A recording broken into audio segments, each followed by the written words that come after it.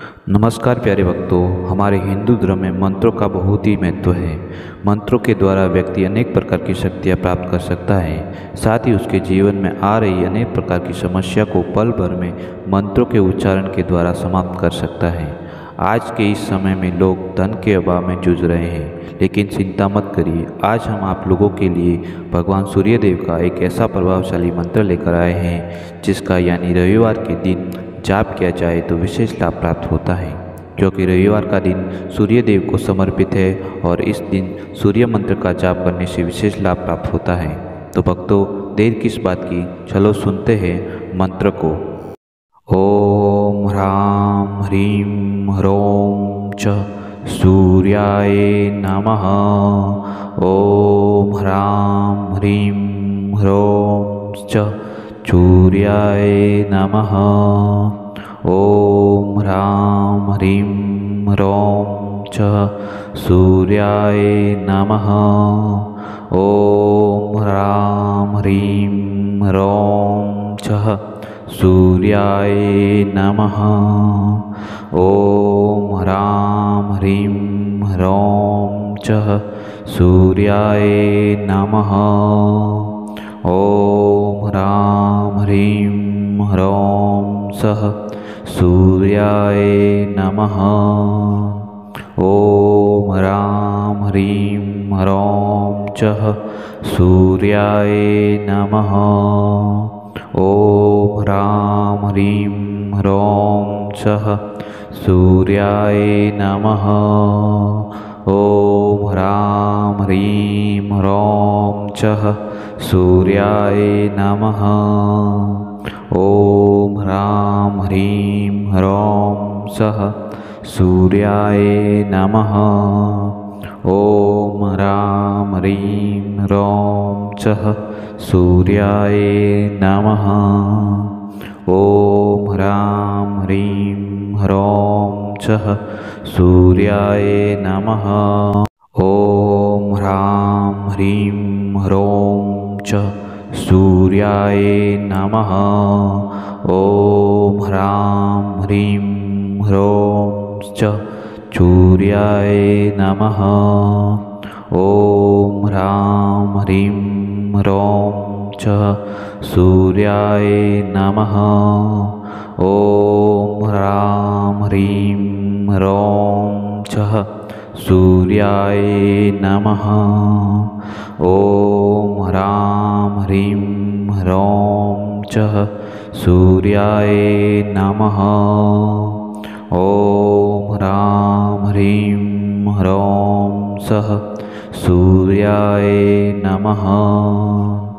ओम ह्रां ह्रीं ह्रौं च सूर्याय नमः। ओम ह्रां ह्रीं ह्रौं च सूर्याय नमः। ओम ह्रां ह्रीं ह्रौं च सूर्याय नमः। ओम ह्रां ह्रीं ह्रौं सः सूर्याय नमः। ओम ह्रां ह्रीं ह्रौं च सूर्याय नमः। ओम ह्रां ह्रीं ह्रौं च सूर्याय नमः। ओम ह्रां ह्रीं ह्रौं च सूर्याय नमः। ओम ह्रां ह्रीं ह्रौं च सूर्याय नमः। ओम ह्रां ह्रीं ह्रौं च सूर्याय नमः। ओम ह्रां ह्रीं ह्रौं च सूर्याय नमः। ओम ह्रां ह्रीं ह्रौं च सूर्याय नमः। ओम ह्रां ह्रीं ह्रौं सः सूर्याय नमः। ओम ह्रां ह्रीं ह्रौं च सूर्याय नमः। ओम ह्रां ह्रीं ह्रौं च सूर्याय नमः। ॐ ह्रां ह्रीं ह्रौं चः सूर्याय नमः। ॐ ह्रां ह्रीं ह्रौं सः सूर्याय नमः। ॐ ह्रां ह्रीं ह्रौं चः सूर्याय नमः। ॐ ह्रां ह्रीं ह्रौं चः सूर्याय नमः। ॐ ह्रां ह्रीं ह्रौं च सूर्याय नमः। ॐ ह्रां ह्रीं ह्रौं च सूर्याय नमः। ॐ ह्रां ह्रीं ह्रौं च सूर्याय नमः।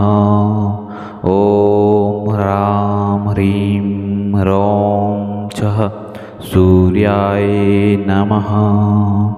ॐ ह्रां ह्रीं ह्रौं च सूर्याय नमः। ॐ ह्रां ह्रीं ह्रौं सः सूर्याय नमः।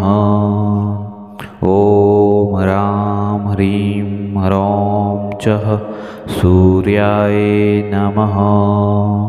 ॐ ह्रां ह्रीं ह्रौं चः सूर्याय नमः। ॐ ह्रां ह्रीं ह्रौं चः सूर्याय नमः। ॐ ह्रां ह्रीं ह्रौं सः सूर्याय नमः। ॐ ह्रां ह्रीं ह्रौं चः सूर्याय नमः। ॐ ह्रां ह्रीं ह्रौं चः सूर्याय नमः। ॐ ह्रां ह्रीं ह्रौं च सूर्याय नमः। ॐ ह्रां ह्रीं ह्रौं च सूर्याय नमः। ॐ ह्रां ह्रीं ह्रौं च सूर्याय नमः। ॐ ह्रां ह्रीं ह्रौं च सूर्याय नमः। ॐ ह्रां ह्रीं ह्रौं च सूर्याय नमः। ॐ ह्रां ह्रीं ह्रौं सः सूर्याय नमः। ॐ ह्रां ह्रीं ह्रौं चः सूर्याय नमः। ॐ ह्रां ह्रीं ह्रौं चः सूर्याय नमः।